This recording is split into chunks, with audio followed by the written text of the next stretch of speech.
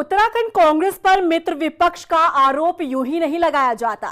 जिस विपक्षी दल को मजबूती के साथ सत्ता पक्ष के खिलाफ आवाज उठानी चाहिए, वही विपक्ष सरकार को फायदा पहुंचाने का काम करे तो भला और क्या कहा जाए। अब मामला काशीपुर में किसान की आत्महत्या का था और विपक्ष देहरादून में गिरधारी लाल साहू के बयान पर हल्ला बोल करता नजर आया। और आज मृतक किसान का परिवार प्रशासन के कदम से संतुष्ट है तो कांग्रेस के नेता परिवार के बीच पहुंचकर हाजिरी लगा रहे हैं। अब इसके पीछे सियासत क्या कहती है, कैसे कांग्रेस ने मित्र विपक्ष की जिम्मेदारी निभाई, इस रिपोर्ट में आपको समझाते हैं। ड्रामा करती कांग्रेस, नाटकबाज उत्तराखंड कांग्रेस, मित्र विपक्ष की भूमिका में कांग्रेस। कितनी हैरानी की बात है, बीते दिन काशीपुर में किसान की आत्महत्या का मामला गरमाया रहा। परिवार इंसाफ की मांग करता रहा। बात यहाँ तक भी पहुँची थी कि जब तक परिजनों की मांग पूरी नहीं होगी तब तक किसान सुखवंत सिंह का अंतिम संस्कार नहीं किया जाएगा।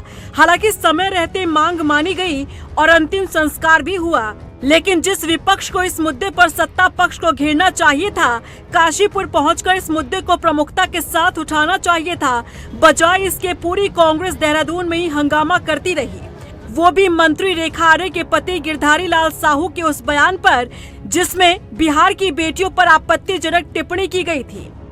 अब आप यहाँ से मित्र विपक्ष की भूमिका को समझिएगा।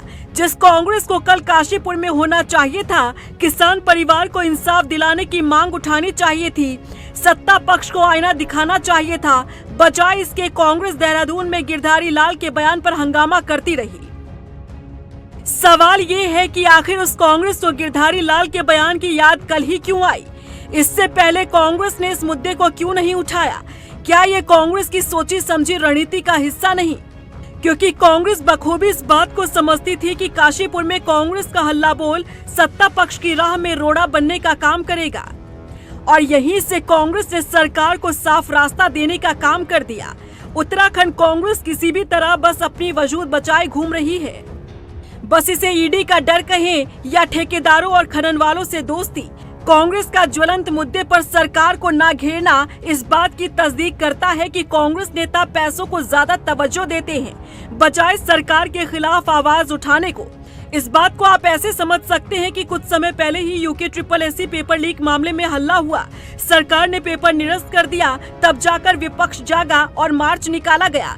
वहीं अंकिता भंडारी हत्याकांड मामले में कथित VIP के नाम का खुलासा होने के बाद कांग्रेस प्रदेश अध्यक्ष गणेश गोदियाल दिल्ली से प्रेस कॉन्फ्रेंस करते हैं और CBI जांच के लिए सरकार को 10 दिन का समय भी दे देते हैं। सरकार को मैं चेताना चाहता हूं कि सरकार समय रहते हुए इस 10 दिन के अंदर अंकिता भंडारी हत्याकांड में CBI की जाँच की संस्तुति करे, जिसका फायदा सरकार ने उठाया और CM धामी ने अपनी सूझबूझ दिखाते हुए अंकिता मामले में CBI जांच का रास्ता भी साफ कर दिया।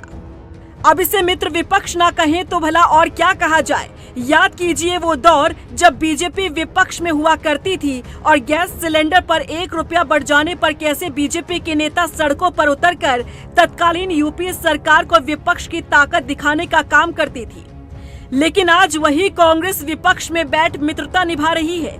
जिस विपक्ष को उधम सिंह नगर के काशीपुर में बीते दिन ही पहुंच जाना चाहिए था, किसान की आत्महत्या मामले में नेताओं को रात की यात्रा तय कर अगली सुबह काशीपुर पहुंचना चाहिए था, वो पूरी कांग्रेस देहरादून में ही डेरा जमाए रही और गिरधारी लाल साहू के बयान पर हंगामा करती रही। और आज जब मृतक किसान का परिवार कह रहा है कि हम प्रशासन के कदम से संतुष्ट हैं, तब कांग्रेस मृतक किसान के परिवारों के बीच पहुंच रही है। कुल मिलाकर उत्तराखंड कांग्रेस ड्रामेबाज कांग्रेस बन चुकी है, जिसमें गणेश गोदियाल के आने के बाद भी कोई असर पड़ता दिखाई नहीं दे रहा। रफ्तार मीडिया के लिए देहरादून से ब्यूरो रिपोर्ट।